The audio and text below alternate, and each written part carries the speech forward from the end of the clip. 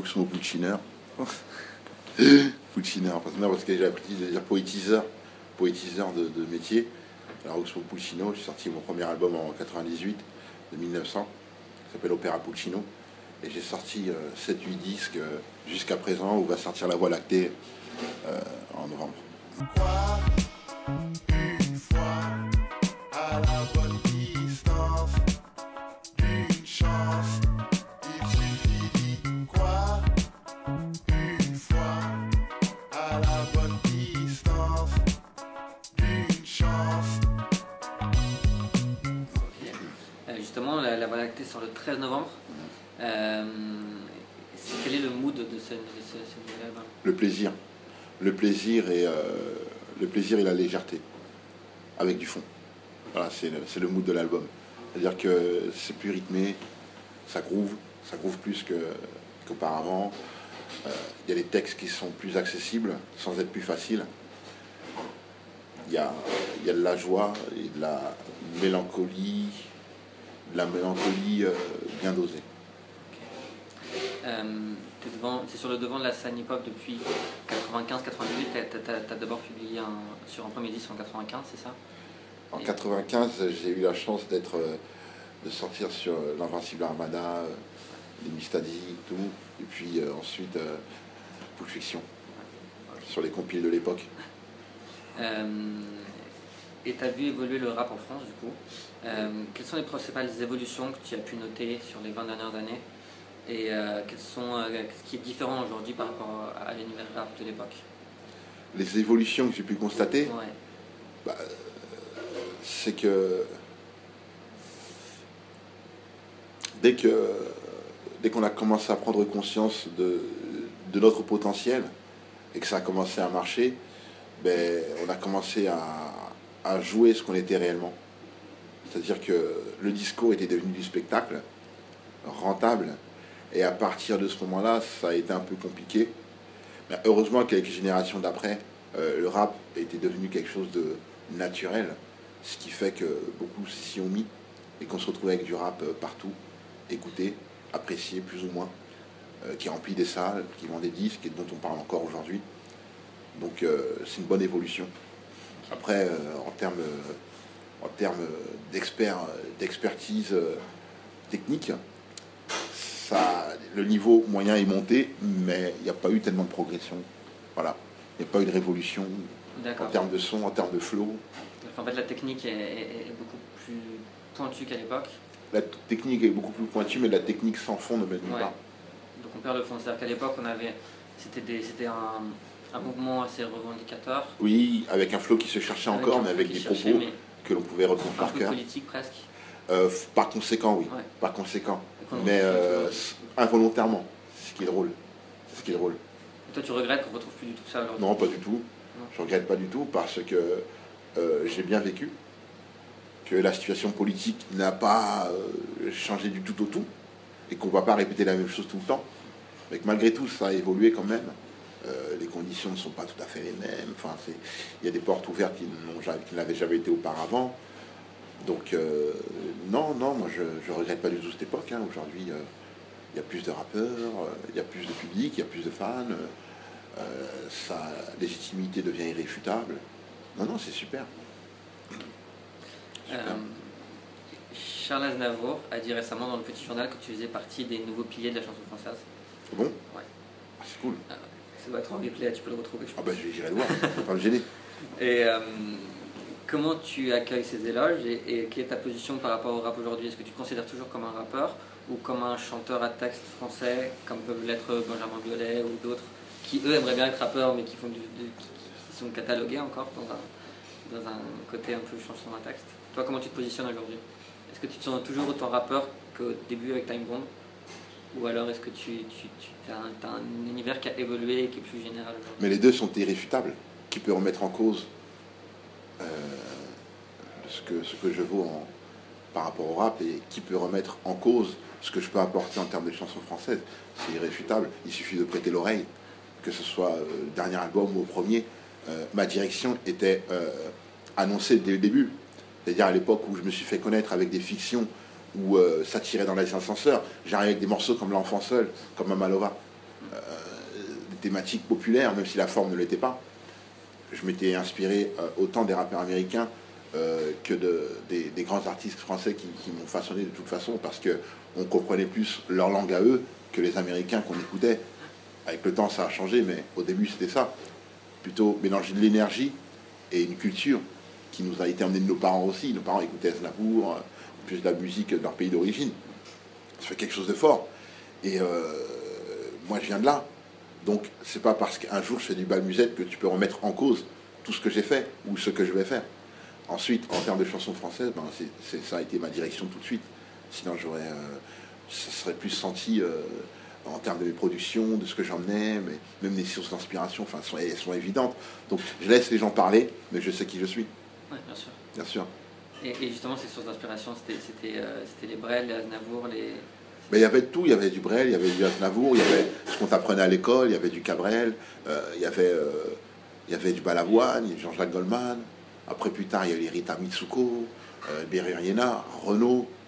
Je veux dire, ça ne s'arrête pas, quoi. Tout ce qu'il y a de bon à prendre, on s'y reconnaissait dedans. Mais c'est juste que ce qu'il y avait de bon à prendre en France n'intéressait personne. C'est juste ceux qui nous étaient inspirés des États-Unis qui marquaient, parce que ça correspondait à quelque chose de nouveau, ça ne s'inscrivait pas dans l'univers du pays.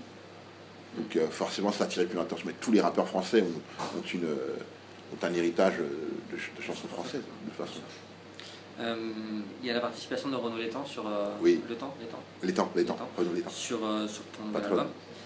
Il a travaillé avec Feist, avec Alain Souchon, avec Gonzalez. Ça participe un petit peu à cette ouverture aussi dont on parlait à l'instant. Est-ce que tu peux nous présenter Renaud Létang et nous raconter votre collaboration et votre manière de travailler ensemble? Renaud Létang, moi je l'appelle patron, parce que pour moi c'est les maîtres du son. C'est-à-dire, ça fait le 3e album. C'est le 3e album que je travaille avec lui. Et je commence à apprendre. Je commence à apprendre à comprendre où il voudrait aller. C'est-à-dire que sur la première collaboration que j'ai effectuée avec lui, c'était L'Arme de Paix. On lui a ramené quelque chose qui ne le bottait pas tellement parce qu'il ne s'en était pas occupé. Il l'a pris sous son aile et il en a fait ce que c'est devenu en termes de son. Sur Roi sans carrosse, nous étions en studio ensemble. Donc, il a fait partie presque intégrante du projet. Et j'ai continué à aller le voir après le studio parce que c'est quelqu'un de passionnant à discuter, qu'il a tout le temps beaucoup de choses à vous apprendre et que surtout, il est à l'heure. Il sait l'heure qu'il est. Il sait ce que les gens écoutent, ce qui plaît aux gens. Il sait ce qui a marché et il sait très bien ce qui va marcher. Donc à partir de là, quoi que vous lui emmeniez, il l'emmènera dans la direction que vous voulez ou dans la bonne direction. Voilà.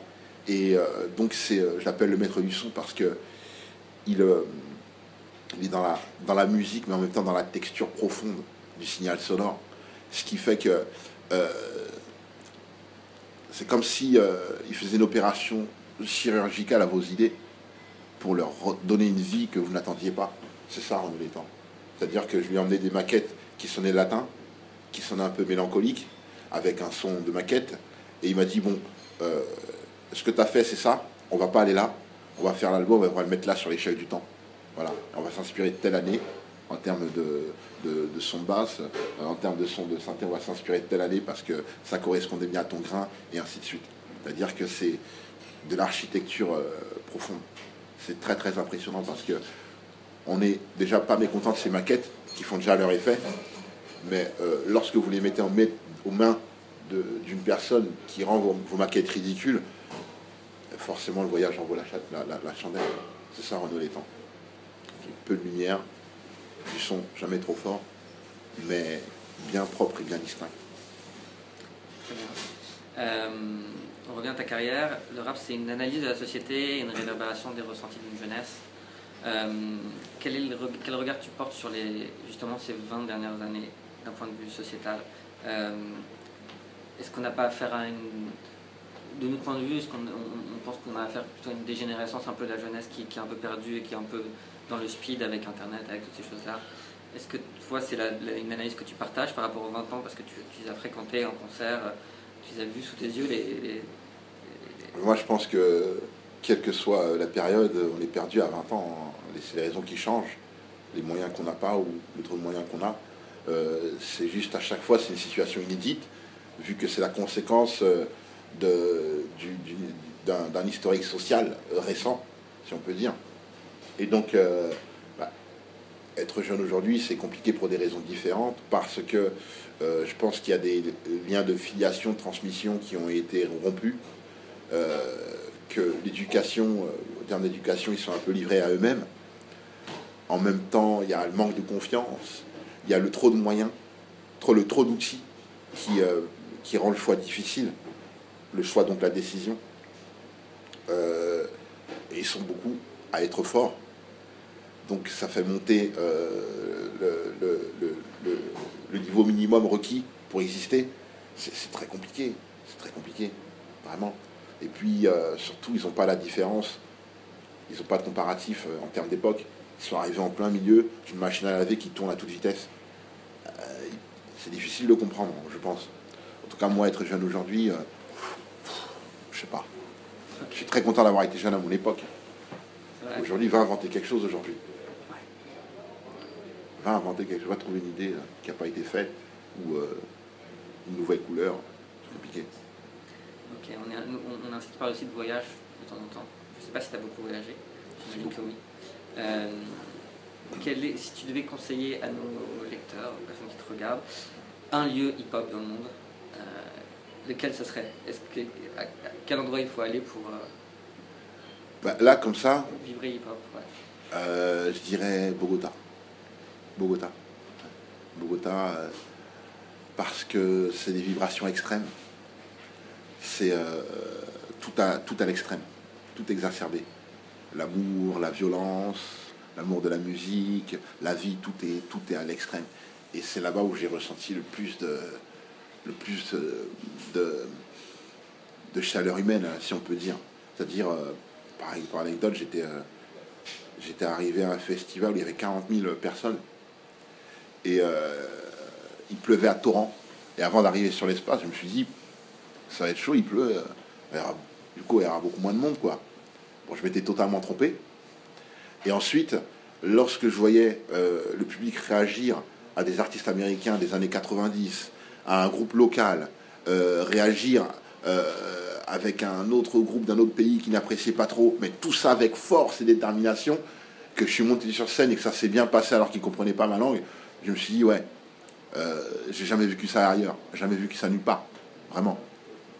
Autant de... C'est ça, c'est que dans tous les pays, le rap a fait partie intégrante d'une population qui a d'abord été mise à l'écart, avec toute l'énergie que ça comporte, tout le besoin d'être reconnu, de s'exprimer. Et plus le pays regorge d'endroits qui pourraient... d'endroits à sensations fortes, pour être politique, forcément plus il y aura d'énergie extrême. Voilà. Et Bogota, ça m'a frappé pour ça. Sinon, en France, il y a des villes énormes, en Suisse, en Afrique aussi, beaucoup. Ok. Et quel est le voyage en dehors du hip-hop qui t'a le plus marqué dans tes périples, et en dehors de Bogota et en dehors du hip-hop, celui qui t'a le plus forgé, et pourquoi? New York. J'ai voyagé à New York. Ouais. J'étais à New York assez jeune. Et on dit souvent que les Américains ont 10 ans d'avance. Ils n'ont pas tort. Donc rien que prendre 10 ans d'avance de quelque chose qui vous passionne et revenir chez soi, ça vous bouleverse au plus haut point. À un point inimaginable. C'est comme si vous remontiez le temps et que vous arriviez à une époque dans le futur où votre passion allait être aimée à un point innommable. Et c'est ce que j'ai vécu, par exemple, à l'époque. Je pourrais vivre un festival comme XXL Performance ici, qui se passait à Bobigny, et le week-end d'après, me retrouver à l'Apollo, en train de voir Black Moon en concert, Jay-Z en concert, sur l'Apollo, à Harlem. Et donc forcément, lorsqu'on revient après, on a un autre recul par rapport à ce qui se passe chez soi. Donc le voyage le plus fort que j'ai vécu, forcément, par rapport à ma passion, c'est New York à l'époque, surtout. Ok, et du coup, tous ces voyages, ça influence particulièrement ta musique, j'imagine. Bien sûr. Ben, ça change un homme. Ouais. Ouais. Et quelles sont les racines qui influencent le plus ta musique actuellement? C'est plutôt des voyages aux États-Unis, comme tu viens de dire, en Amérique du Sud, en Afrique, Ah, ben, c'est les rencontres et les personnes que je côtoie. Ouais. D'accord. Je côtoie quelqu'un comme Vincent Segal, qui est en concert 12 mois par an à peu près, et qui travaille le violoncelle 8 heures par jour, qui doit parler 5-6 langues. Donc, à chaque fois que vous parlez avec lui, c'est un voyage qui traverse le temps. De par sa culture musicale, de par sa connaissance, de par son ouverture. Voilà, c'est quelqu'un qui vous évite, qui vous fait gagner du temps en termes de voyage. Voilà. D'accord. Et donc j'ai quelques personnes autour de moi comme ça qui sont très ouverts, et qui me donnent de leur savoir et de leur expérience. Toi aussi, tu partages aussi beaucoup comme ça avec. Quand tu es en studio, c'est comme ça que ça fonctionne? Oui, bien sûr. Oui, c'est comme ça. Tout est échange. Oui, ça vaut mieux. Dans l'album, tu parles de la véritable nature du bonheur dans le titre Ton rêve. Oui, C'est un thème récurrent chez toi depuis plusieurs années, le bonheur et la recherche du bonheur. je pense que c'était récurrent toute l'humanité. Ouais, de toute l'humanité, de tout le monde, c'est vrai. Mais quel est ton rapport au bonheur justement? Quelle est ta recette pour te rapprocher de ça? Parce que c'est un but à atteindre, Le vouloir. personne n'y arrive vraiment. Le vouloir. Ouais, Ouais. tout simplement. Le vouloir, déjà, c'est beaucoup. Ouais. Le vouloir et le chercher. Le vouloir et le chercher, parce que le vouloir est resté ainsi. Mais le vouloir et le chercher, c'est un certain gage de sérénité. Ouais. Et dans ton album, il y a d'autres thèmes qui sont plus forts que les autres, qui ressortent plus? De toute façon, quoi voulez-vous qu'on parle d'autre que d'amour, de souffrance, enfin, de peur ou d'amour? On peut parler de rien d'autre. Après, c'est la forme et la manière de l'aborder, mais quoi qu'on évoque comme sujet, on retombera toujours sur ça, sur les conséquences de l'amour des gens entre eux. On ne peut pas parler d'autre chose. Tu avais invité sur d'autres albums Kinan ou Oui. tu avais fait des featuring.